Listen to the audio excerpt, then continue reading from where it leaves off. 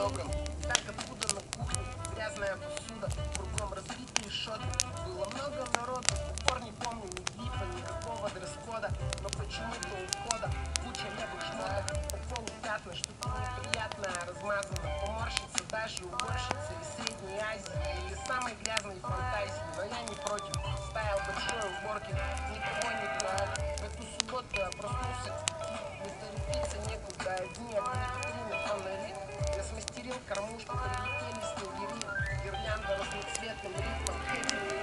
Сегодня убирается весь мир. Я вытер пыль, протер, собрал ссор, пот со лба стер, сменил